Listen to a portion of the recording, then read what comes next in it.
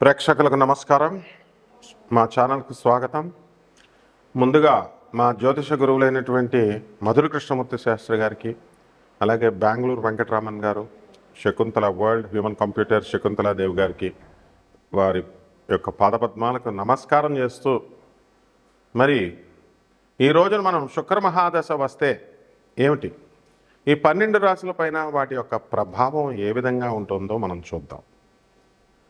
ముందుగా ప్రతి ఒక్కళ్ళకి కూడా శుక్రమహాదశ అండి అంటారు. శుక్రమహాదశ రావాలండి అని కోరుకుంటారు. కానీ అందరికీ తెలియని విషయం ఏంటంటే, ప్రపంచ జనాభాలో సగం మందికి శుక్రమహాదశ రాకుండానే చనిపోతారు.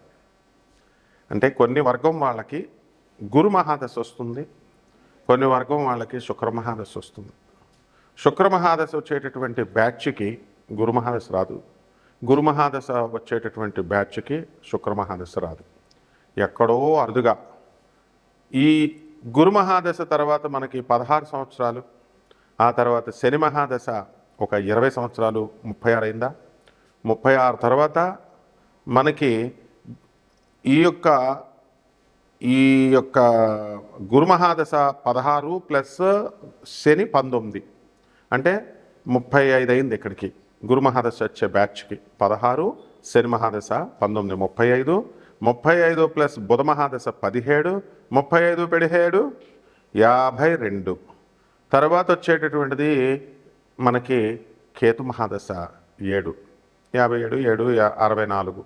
ఈ విధంగా మనం వెళితే కేతు మహాదశ తర్వాత ఎప్పుడో మళ్ళీ శుక్ర మహాదశ రావాలా.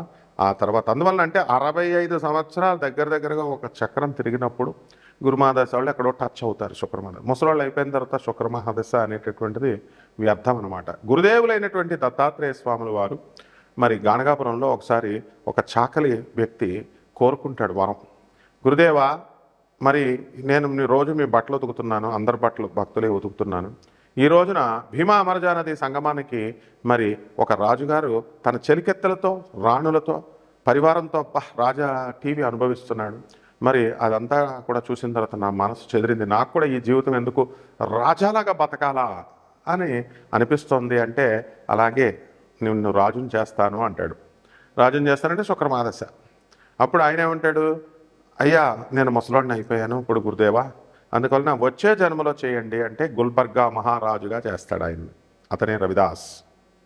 మరి ఈ విధంగా మనకి శుక్రమహాదశ అనేటటువంటిది వయసులో ఉండగా వస్తే అది ప్రయోజనం తప్ప మనకి ఈ యొక్క దశ మా వార్ధక్యం వచ్చిన తర్వాత వచ్చిన ఉపయోగం ఉండదన్నమాట. శుక్రమహాదశల్లో కేవలం మళ్ళీ రకాలు ఉంటాయి. మనకి స్వయంగా శుక్రమహాదశ వచ్చినప్పుడు మనం ఎదుగుదల, అలాగే మన యొక్క పిల్లలకి, మన ఇంట్లో ఉన్నటువంటి వాళ్ళకి ఎవరికి వచ్చినా సరే శుక్రమహాదశ వచ్చినప్పుడు వాళ్ళ జాతక ప్రభావం వలన మనం కూడా ఎదిగిపోతాం అన్నమాట.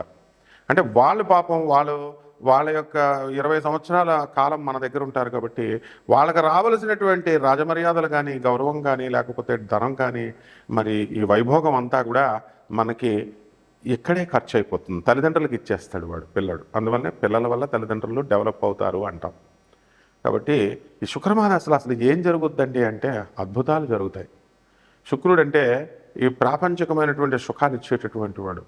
మీకు 1కి 2, 3 కొత్త కార్లు కొంటారు. ఒక్కొక్కరికి కార్లు అమ్మేసేటటువంటి లక్షణాలు ఉంటాయి. వెంటనే కొంటారు, 6 నెలలు ఎంజాయ్ చేస్తారు, తర్వాత మళ్ళీ కారు మార్చేస్తారు.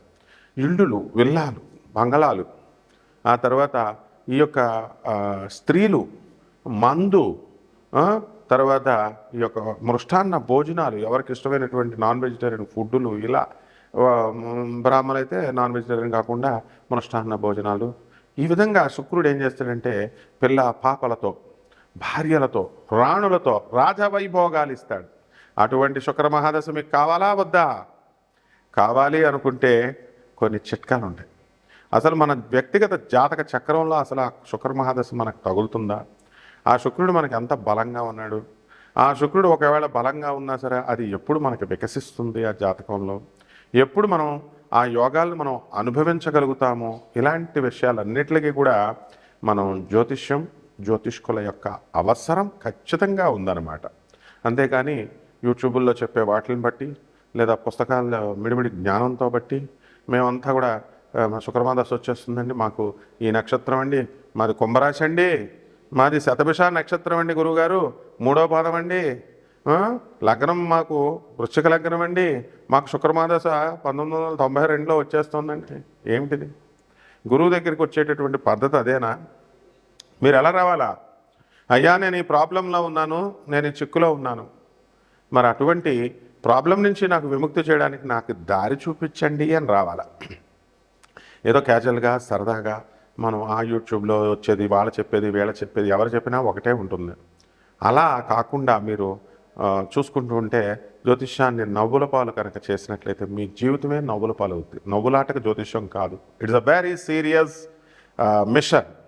అందువలన ఇందులో చాలా జాగ్రత్తగా మనం ఈ శుక్ర మహాదశ మనకి ఎప్పుడు వస్తుంది, మనకి శుక్రుడు రివర్స్ ఫలితాలు కూడా ఇస్తాడు. ఇప్పుడు భార్య అనేటటువంటి ఆమె మరి సుఖాన్ని ఇస్తుంది, నీ ఇంటిని నిర్మాణం చేస్తుంది, నిన్ను గౌరవిస్తుంది, తన జీవితాన్ని అంకితం చేస్తుంది, తన తల్లిదండ్రులని ఫ్యామిలీని వదిలేసి నీ దగ్గరికి వస్తుంది. మరి నువ్వు కనుక సరిగ్గా ట్రీట్మెంట్ చేయకపోతే ఆమె బాధపడుతుంది.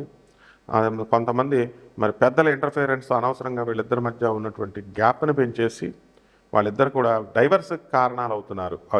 ఇది ఎప్పుడు జరుగుతుందంటే శుక్రుడు వ్యతిరేక దిశలో ఉన్నప్పుడు కానీ, వ్యతిరేక ఫలితాలు ఇచ్చేటప్పుడు కానీ, శత్రు క్షేత్రాల్లో ఉన్నప్పుడు కానీ మరి శుక్రుడు ఎప్పుడు కూడా మంచిగా చేస్తాడని అనుకోకూడదు, హాని కూడా చేస్తాడు.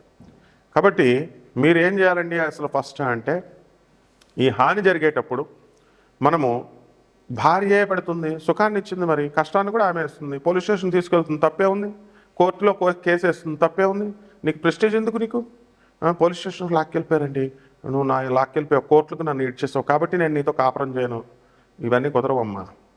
ఎందువల్లంటే నువ్వు ఆమెను ఎక్స్ట్రీమ్ స్టేజ్కి తీసుకెళ్ళి సాగదీస్తే ఆడది ఎవరు కూడా ఇంచుమించుగా మీకు కోర్టులకు వెళ్ళరు, పోలీస్ స్టేషన్కి వెళ్ళరు.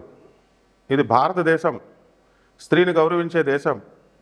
కొన్ని పాతివృత్య ధర్మాలతో స్త్రీ కట్టుబడి ఉంటుంది. కొంతమంది మరి ఈ పోలీస్ స్టేషన్కి వెళ్ళారు, కోర్టులకు వెళ్ళారంటే యూ హ్యావ్ టు అడ్జస్ట్. అదే నాతి చరామి అంటే వివాహ వ్యవస్థలో.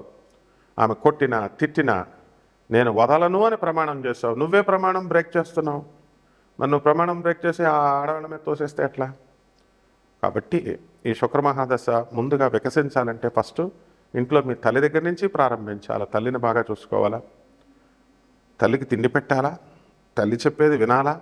ముసలాళ్ళు అయిపోయారని చెప్పేసి వాళ్ళని మరి దూరంగా వదిలేయడం కానీ, మరి వేరే అనాథ శరణాలయాల్లో ఓల్డేజ్ హోముల్లో చేర్చడం చాలా తప్పు.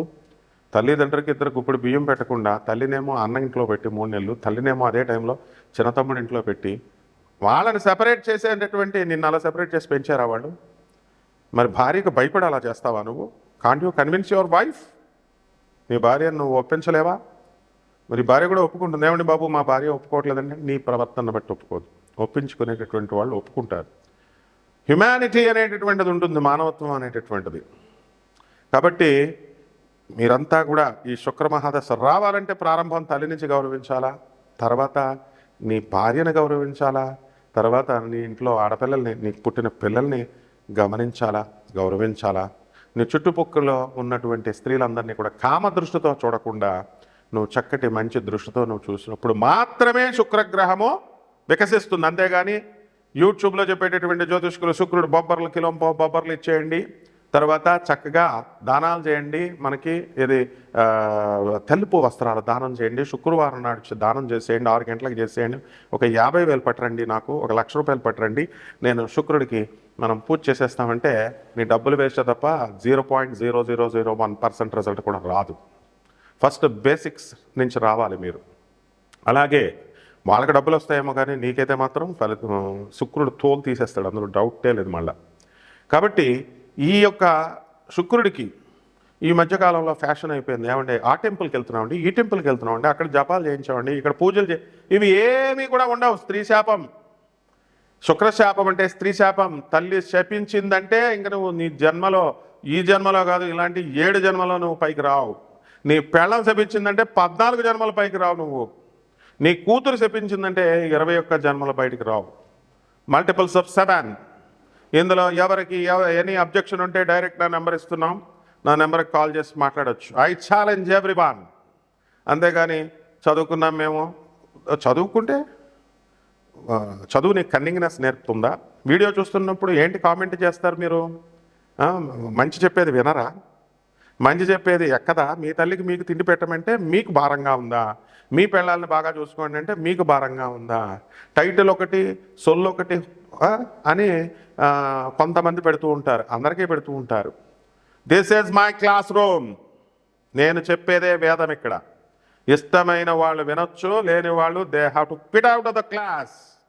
I'm the professor. అందరు చెప్పినట్టు పిలక పట్టుకున్న పంతులు కాదు నేను.